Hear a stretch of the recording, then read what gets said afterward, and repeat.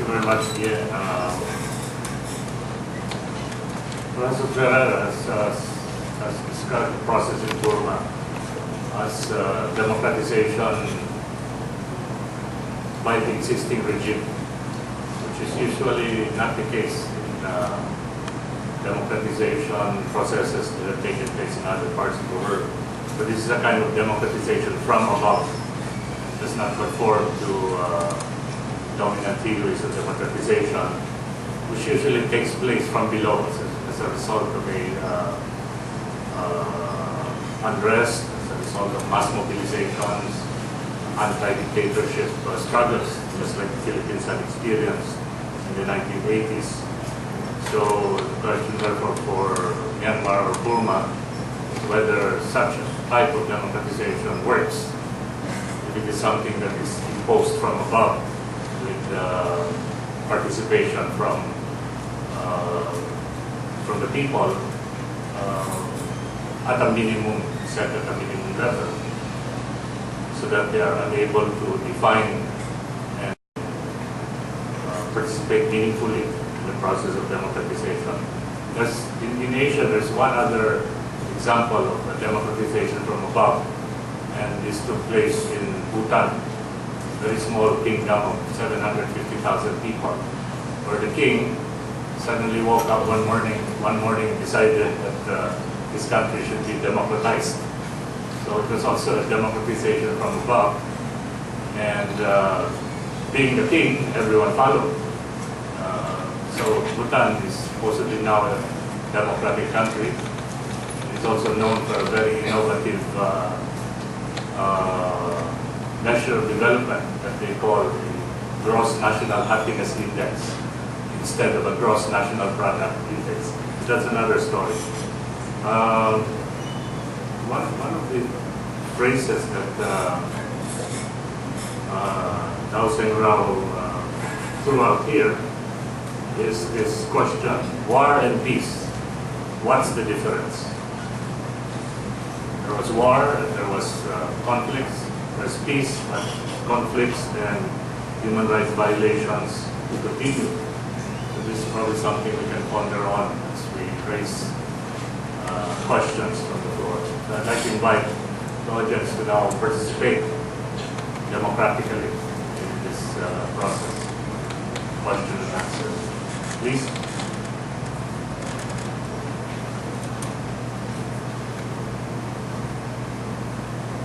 While you're thinking, perhaps, okay, please introduce yourself and keep your question as brief as possible. All right. Good morning. My name is Cholo Laguerre.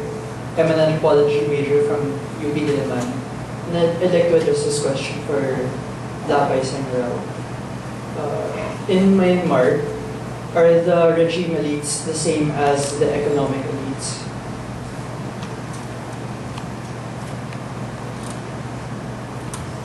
Could you elaborate on that question?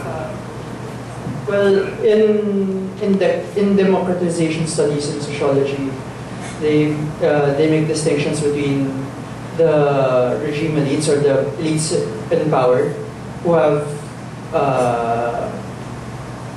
control over what happens in government and policy, and the economic elites, or the economic ruling classes, or the people who have control over the powerful businesses in a particular nation. Thank you. Is there any question that is somehow related to this question of distinction between political and economic elites in Burma? Vice Chancellor? Yeah, I think the question has to be further clarified. I think you have to distinguish between the economic and the political elite prior to their occupation probably of office, because it is possible that suddenly they become economic elite just because they occupy office. So probably the distinction should be whether you have the ruling party as part of either the economic or the political elite prior to appointment in office. I think that will be the appropriate thing, because once they're already there, very difficult to distinguish.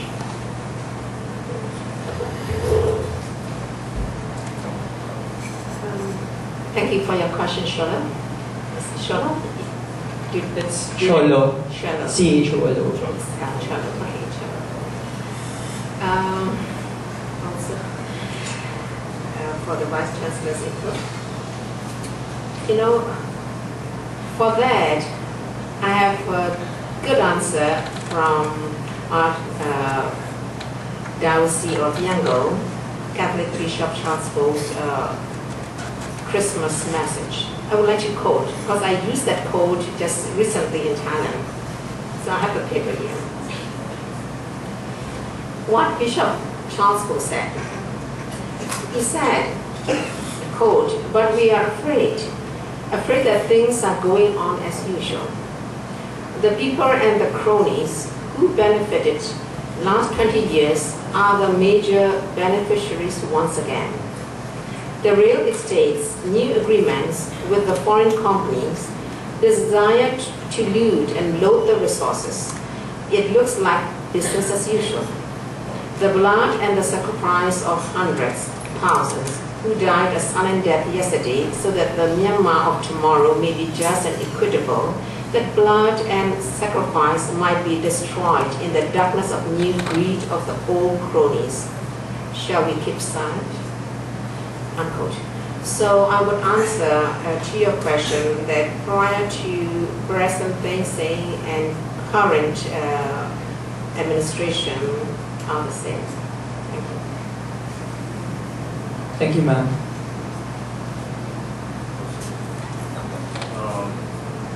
Any other questions? Well, okay, when you're thinking, you will permit me, Seng Raw, just to clear the air of one minor matter. And that is the name. Is it Burma or Myanmar? Which do you prefer?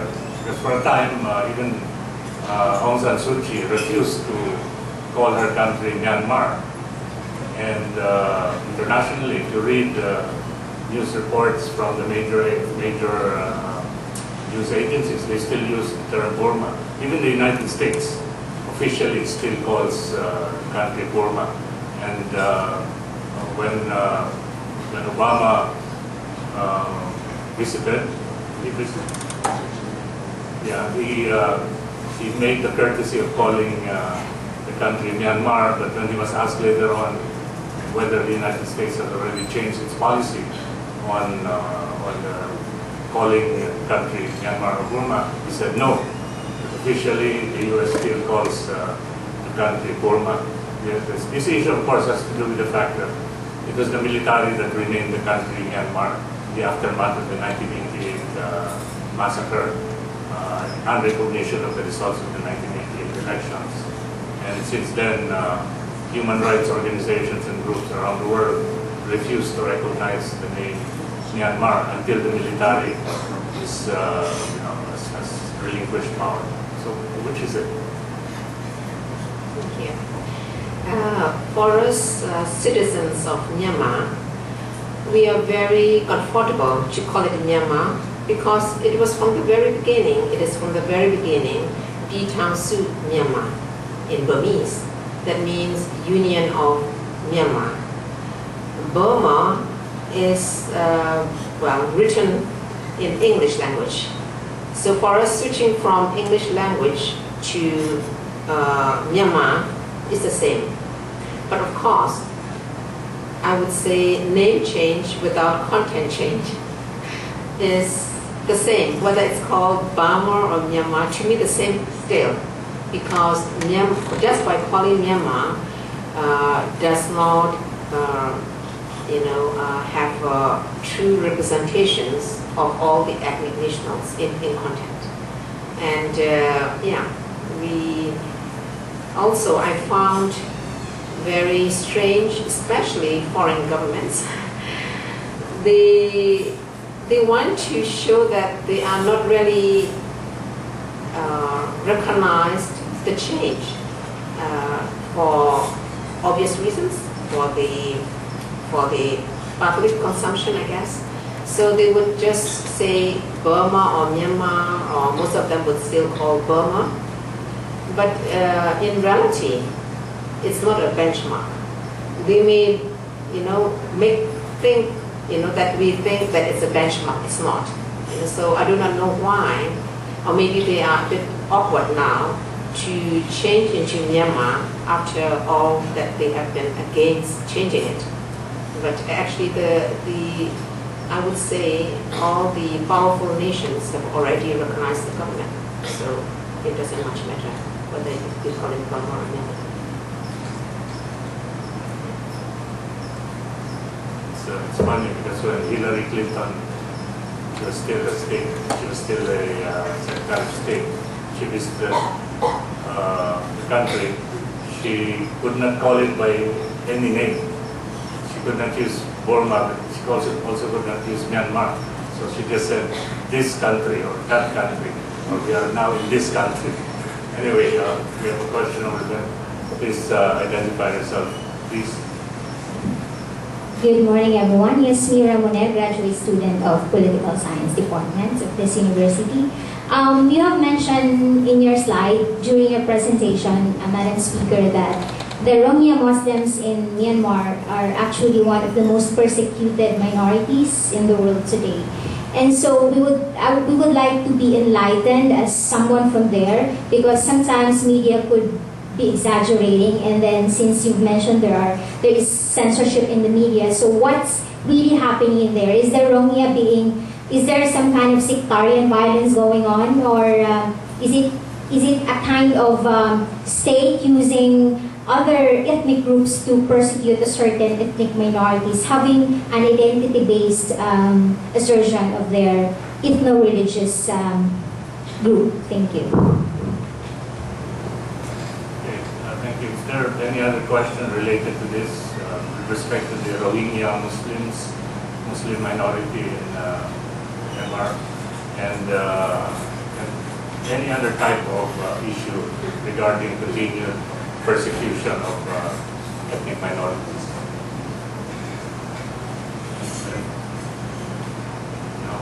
Perhaps Seng Raw, you might add with respect to the Rohingya Muslims regarding the confusing stand of Aung San Suu Kyi regarding the Rohingyas.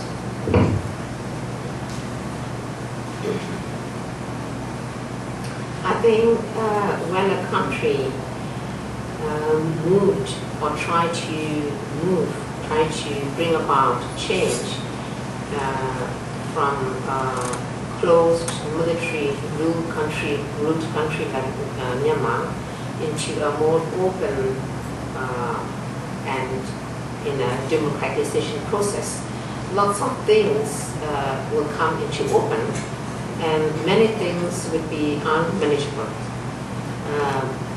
including the issues of the Muslims in the West.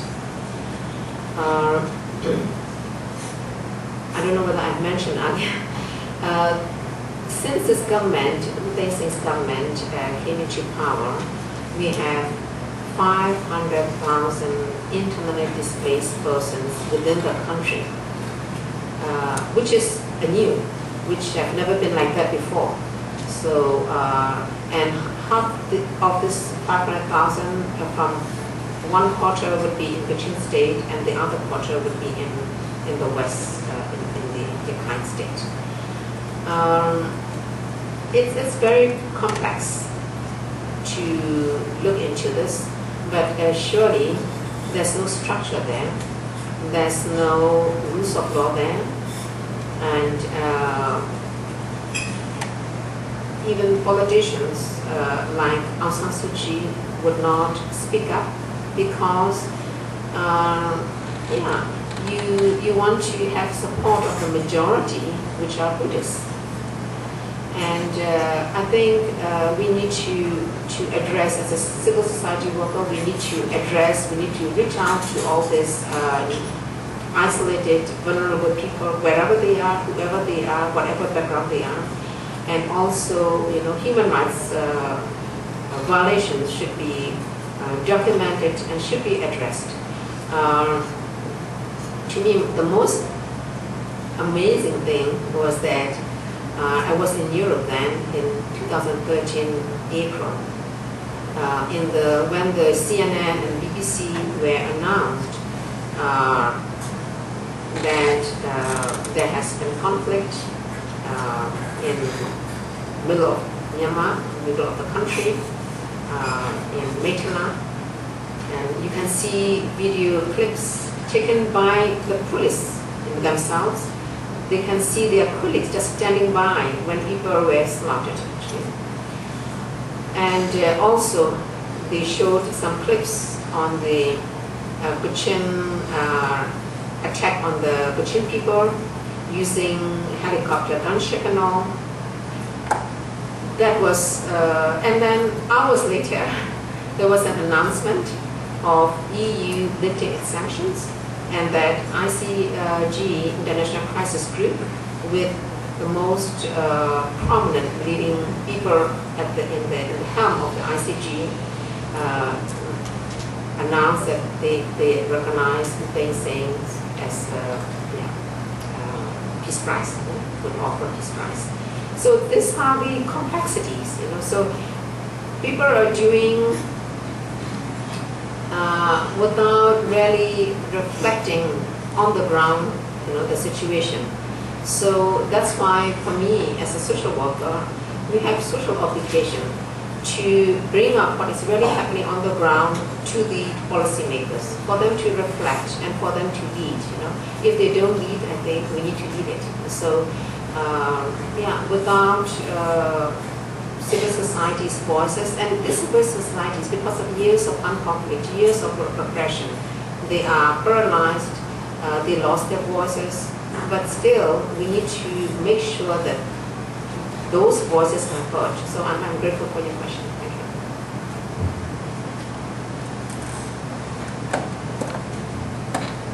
Any other question? Comments? Just a relatively general question, because I was wondering what the approach is for either the civil society or the government, which particular democratic approach is, or which particular philosophy is being advanced towards democracy, whether it's, because I saw in your slide earlier that you have there pluralism.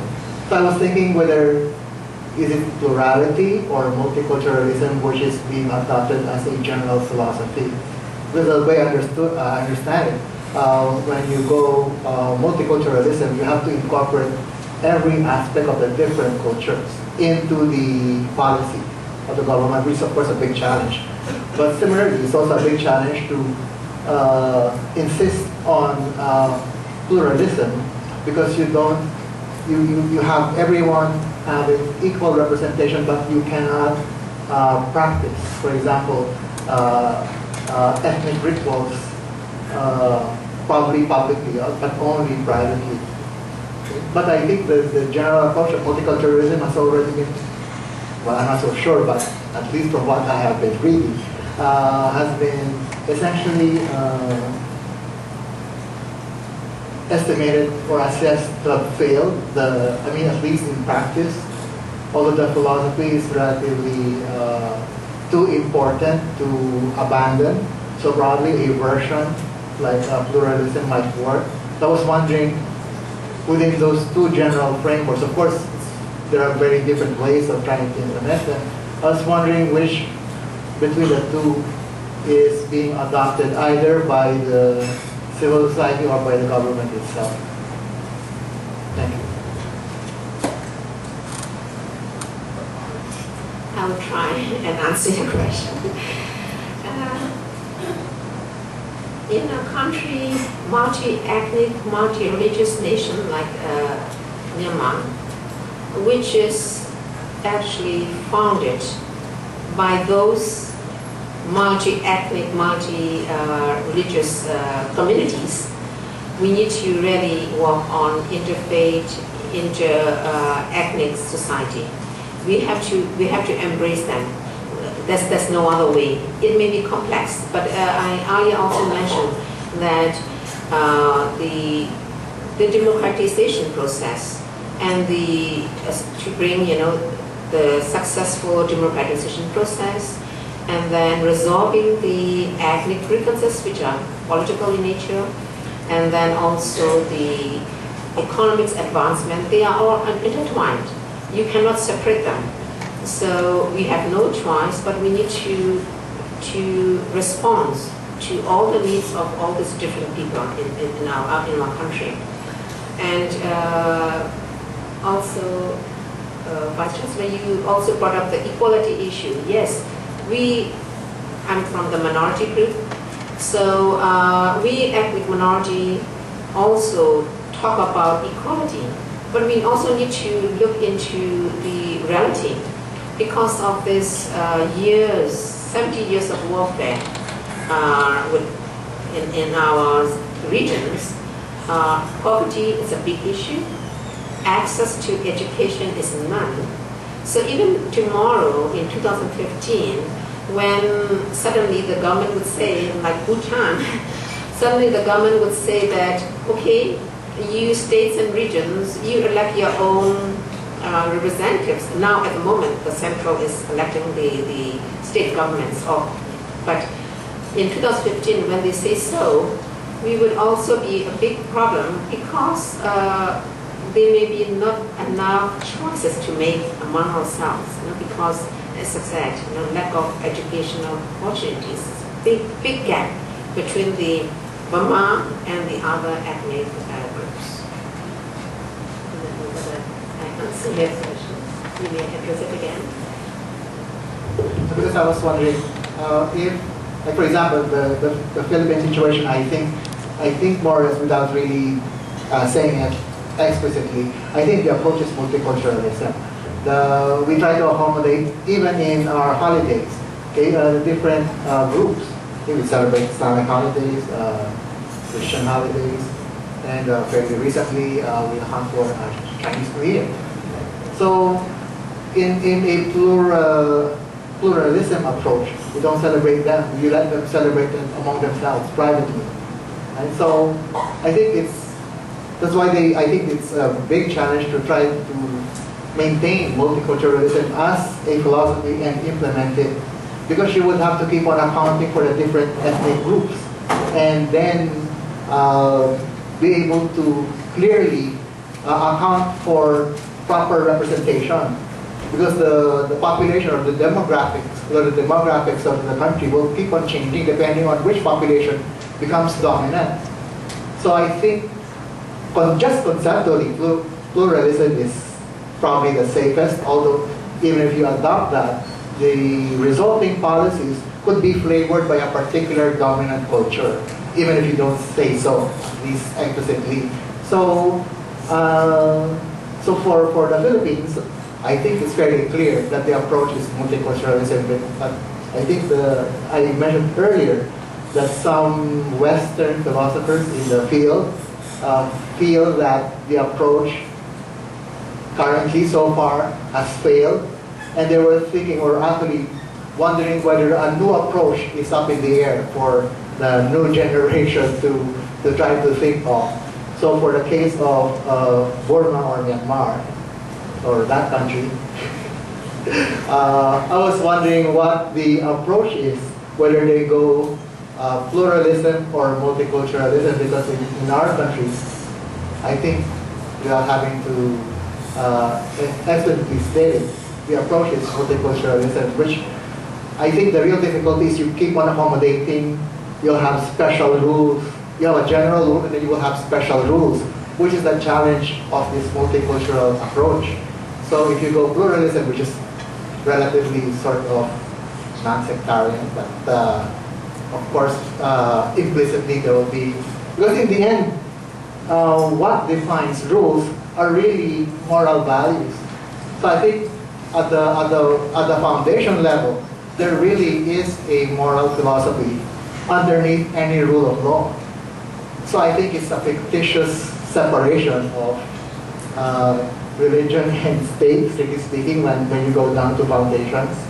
So I was just wondering, in terms of those two general approaches, pluralism or multiculturalism, is preferred by the civil society, and if they have somehow the same position as that of the current regime. That was what I was wondering about. Because those are two different, very different approaches. Thank you. I would say currently the government or any previous governments as well have yet to win the trust of the co-founders of the nations. Before they gain the trust, we may have to opt for multicultural rules, because becoming oneness, is you need lots of trust in one another, and I think we have to build this, and we haven't got that yet. At the moment, the government is, the country is led by one dominant ethnic group. So we need to overcome that period first.